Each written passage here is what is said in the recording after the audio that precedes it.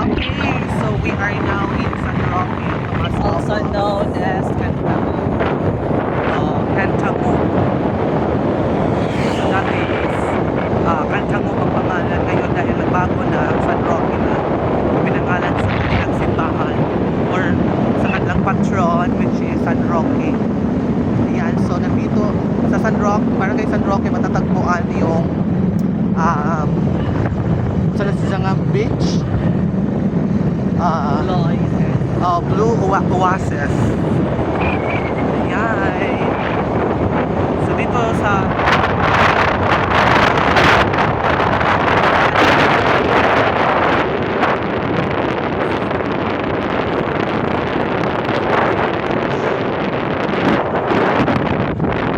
yan yung beach, Island Park.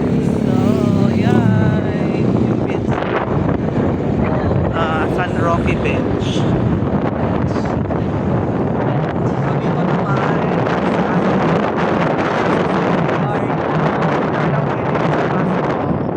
Entering the Barangay Maslo.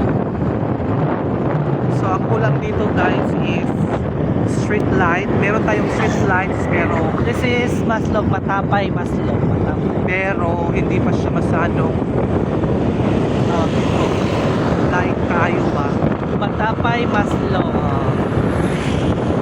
So ayan. So dito din matatagpuan ang Yumi Beach Resort.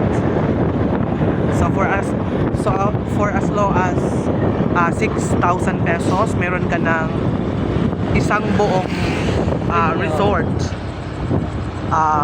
Exclusive, private na.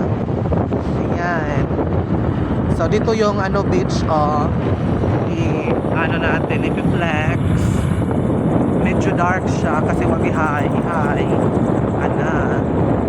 Ayan, dito yung Yumi Beach. Matatagpuan. Ayan. Daming kotse dyan. Yung Yumi Beach Resort. Along with kanaang plowing field, rice field, super dark. Super dark yung rice field.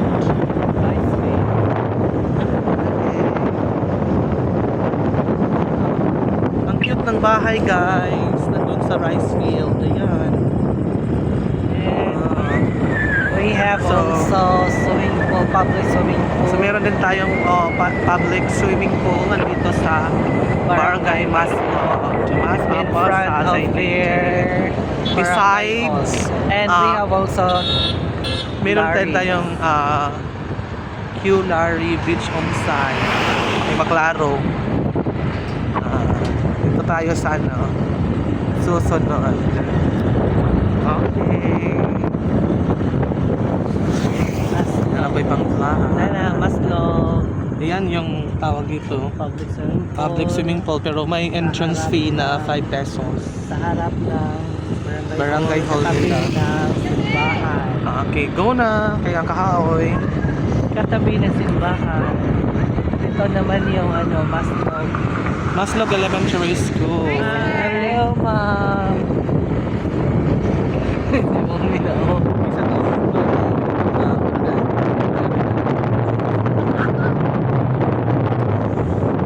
Maslog Bridge. Ayan yung ating at dito din yung Aldwin Beach Resort. Ayan. Ayan, meron din go na pinaikuan, Pembroke na ikuan. Tapos meron din tayo dito. The Humphreys Resort there, no? Sa Maslog. Maslog. Ayan. And we are now entering Barangay Enole or Iwan eh, Enole. San Miguel. Or Orange J. Nasa na dapat? San Miguel. San Miguel. Barangay San Miguel, also known as Barangay Enole.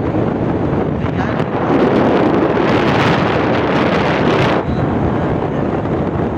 5 minutes above 4.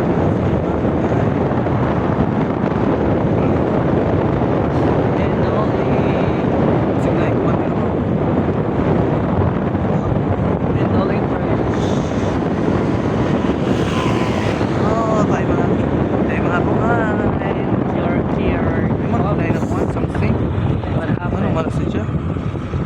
Boy.